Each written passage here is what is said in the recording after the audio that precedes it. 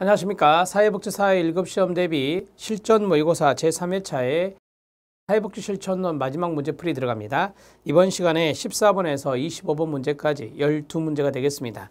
그리 어렵지 않습니다. 여러분들이 충분히 공부했던 실력을 발휘하시면 거의 맞출 수 있는 문제들입니다. 들어가겠습니다. 자, 14번 문제는 사체계 모델이 나왔습니다. 사체계 모델에 관한 설명으로 옳지 않은 것은입니다.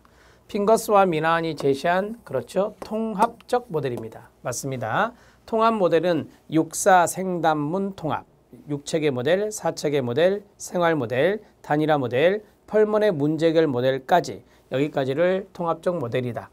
변화 매개 체계는 사회복지사와 그 사회복지사를 고용하고 있는 기관, 즉 조직까지 의미하는 것이 변화 매개 체계입니다. 사회복지사와 사회복지사가 고용된 기관까지. 클라이언트 체계는 서비스를 요청한 사람 클라이언트입니다. 서비스의 혜택을 기대하는 사람들 클라이언트입니다. 계약을 맺은 사람들 클라이언트입니다. 핑거스와 미나는 이 세 가지를 클라이언트 체계라고 개념을 잡았죠. 행동 체계 들어갑니다.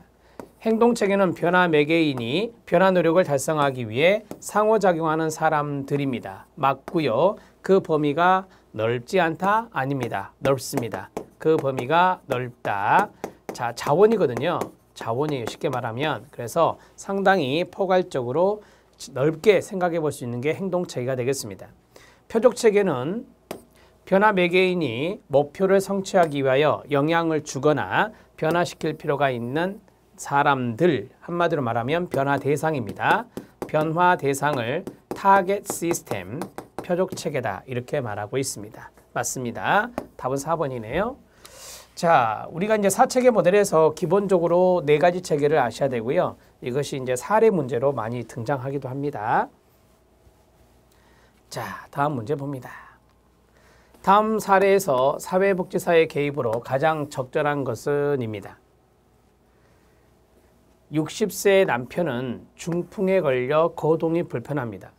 53세 부인은 시각장애인입니다. 부인은 3년 전까지 안마를 해오며 생계를 유지해 왔으나 현재는 일자리를 잃은 상태입니다. 경제적인 문제도 있네요. 이들 부부에게는 30세의 결혼한 딸이 있지만 시집살이가 심해서 고통을 받고 있고요. 경제 상황도 열악해서 부모를 모실 수가 없는 상황입니다. 두 분 다 장애인 분이네요. 부부가. 자, 뭐가 필요할까요? 사례 관리가 필요하다는 것을 아셔야 됩니다. 사례 관리의 주된 대상은 노인, 장애인, 요보, 아동 등입니다. 따라서 이러한 복잡하고 다양한 욕구가 있는 사람들이 사례로 나오면 사례 관리를 생각해 주시면 됩니다. 가장 적절한 거 골라보겠습니다. 부부에게 상담을 통해 정서적 지지 제공한다. 딸에게 상담을 통해서 정서적 지지를 제공한다. 부인에게 새로운 일자리를 찾도록 도와준다. 다 직접적인 개입을 하고 있죠. 클라이언트의 비밀 보장을 위해 사회복지사가 직접 서비스를 제공한다. 지역 내 관계기관과 협력하여 통합적 서비스를 제공한다. 원스톱 서비스를 말하는 거잖아요. 이게 바로 사례관리입니다. 그래서 가장 적절한 것은 5번과 같은 개입이 필요한 거죠.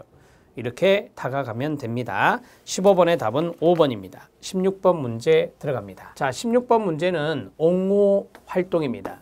대변이죠. 옹호 활동이 필요한 경우로 옳은 것을 모두 고른 것은 전공 서적에 있는 것을 수험서에 넣어드렸고 그 수험서에 있는 수험 이론서에 있는 것을 문제로 내봤습니다. 정부나 기관의 정책이 자원과 급여를 필요하는 사람들에게 자, 여기가 중요한 거죠. 부정적인 영향을 끼치고 있다면 옹호해야 합니다. 맞습니다. 비인간적 방법의 박스, 비인간적 방법으로 서비스가 전달되고 인종, 종교, 신념 때문에 클라이언트가 차별받고 있다면 옹호해야 될 것입니다. 이것입니다. 서비스와 급여 사이의 틈, 복지 사각지대를 생각하시기 바랍니다. 이러한 복지 사각지대로 인해서 어려움이 발생하거나 역기능이 생긴다면 이런 분들을 옹호 대변해야 됩니다. 위기 상황의 박스, 위기 상황으로 인해 클라이언트가 서비스와 급여에 대한 절박한 욕구를 가지고 있다. 그러면 이분들도 옹호 대상이 되는 겁니다. 자, 모두 다 옹호 활동이 필요한 경우라고 보시면 되겠습니다. 이분들의 사회 정의를 위해서 권리를 유지하고 정당성을 주장해 줘야 될 겁니다. 기역, 니은, 디귿, 리을 모두 다 옳은 내용입니다. 답은 5번입니다.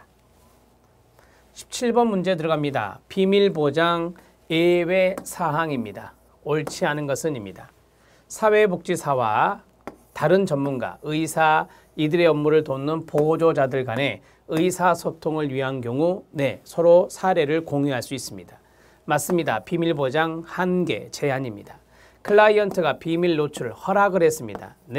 마찬가지 비밀 말할 수 있습니다. 클라이언트를 대신해서 법적으로 권한을 부여받은 사람, 대개 후원자죠. I로 말한다면 후원자, 후견이란 말이 더 좋겠네요. 후견인, 법적으로 권한을 부여받은 사람을 후견인이라 하는데 그 사람의 동의를 얻었다면 비밀보장 예외가 됩니다. 적절한 전문적인 자문을 구하기 위한 경우 누구에게? 자문가들에게. 그러면 사례를 공유할 수 있는 것입니다. 자, 제3자에 의해서 위임되고 승인된 경우가 아니라 대개 보면 법원에 의해서 위임되고 승인이 됐다면 이것은 비밀보장 예외가 된다. 제3자는 친구, 동료도 될 수 있고 여러 사람이 될 수 있잖아요. 그래서 제3자는 들어가는 게 아니라 법원에 의해서 위임되고 승인된 경우 이렇게 들어가야 됩니다. 답은 5번이 답이 되겠습니다. 17번 문제는 비밀보장 예외 사항인데 좀 사례와 연관된 문제이기도 하죠. 18번 문제 들어갑니다. 사정의 내용입니다. 사정의 내용이나 특징으로 옳은 것은입니다. 클라이언트의 전반적인 자료를 수집하고 여기가 중요하죠. 종합적으로 분석하는 과정을 어세스먼트 사정이라 합니다. 자료 수집보다 한 단계 더 진전된 것으로 사실적 자료를 해석하고 종합적으로 분석하는 걸 해석이라 합니다. 의미를 부여하여 실천적 개입을 위한 합의를 도출해내는 활동입니다. 자, 어세스먼트를 잘해야 어떠한 개입으로 갈 것인가가 연결되는 거예요. 맞습니다. 판단은 객관적 증거에 의해서 지지돼야 됩니다.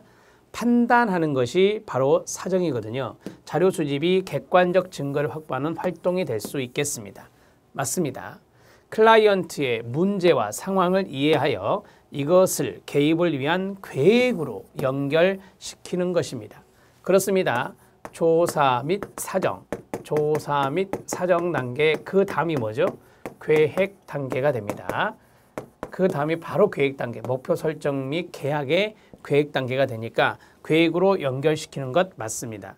이것도 마찬가지 모두 다 어세스먼트의 내용이나 특징으로 옳은 내용이 되겠습니다. 자, 기역, 니은, 디귿, 리을 5번이 답이 되겠습니다. 18번 문제 해결해 드렸습니다. 19번 문제 들어갑니다. 자, 19번 문제는 심각한 유전적 질병을 가진 남편이 자기 부인에게 이 사실을 알리지 않고 끊어요. 그러면은 비밀보장이죠. 자, 첫 번째 비밀보장 나왔고 그 다음에 자녀를 갖기 원한답니다. 이 클라이언트가 무엇인가를 원한다, 스스로 결정하고 선택하는 것을 자기결정이라 하는데요. 자기결정이라 합니다. 자, 자녀를 원하는 경우 이럴 때 가치의 충돌이 일어납니다. 가치의 충돌로 인한 딜레마 상황은 뭐냐? 가치가 두 가지가 나왔네요. 비밀보장과 자기결정. 따라서 이런 것들은 1번이 답이죠. 클라이언트의 자기결정과 비밀보장이 되겠습니다. 자, 19번은 문제 지문을 읽으면서 이러한 것들을 우리가 이제 나누어서 생각을 해보시면 충분히 답안을 찾을 수가 있을 것이다. 자, 정리가 됐죠? 답은 1번입니다. 20번 문제 들어가도록 하겠습니다. 자, 20번 문제는 사례 관리의 특성 문제입니다. 옳지 않은 것은입니다. 1번, 다양하고 복합적인 욕구를 가진 클라이언트가 대상입니다. 노인, 장애인, 요보아동. 클라이언트의 사회적 기능과 독립 또는 자립을 극대화하기 위해서 보호의 연속성, 지속성과 책임성 이런 것들을 보장할 필요가 있습니다. 사례관리 원칙 중에 책임성, 연속성 이런 것들이 있습니다. 클라이언트의 문제 해결과 치료보다는 그렇죠. 자원 연계, 간접적 서비스에 더 중점을 두는 것입니다. 사례관리 특징 맞습니다. 가정방문, 안내, 의뢰 등과 같이 클라이언트에 대한 적극적인 접근을 강조한다라고 했습니다. 네, 직접적인 것도 해요. 방문하고 안내하고 의뢰는 이제 간접적인 거지만 이런 것들에 대해서 클라이언트에 대한 적극적인 접근을 강조하는 것 맞습니다. 5번이 틀렸는데요. 여러분들이 알다시피 사례 관리는 직접을 해요. 직접은 개별 실천이에요. 개별 실천이고 그 다음에 간접도 해요. 간접은 지역사회, 지역복지 실천이라고 쓸게요. 지역복지 실천이 되거든요. 이렇게 이 두 가지가 모두 결합된 거예요. 집단이 안 들어가요. 집단이 아니라 개별 사회복지 실천 기술 그래야 돼요. 지역사회복지 실천 기술 등 다양한 사회복지 실천 기술을 통합한 접근법이다. 이렇게 돼야 됩니다. 여기서 이제 응용이 필요하죠. 직접과 간접을 해석할 수 있느냐 이런 것들이 중요하겠습니다. 답은 5번입니다. 자, 20번 문제 사례 관리 문제는 반드시 출제됩니다. 체킹해 주시기 바랍니다.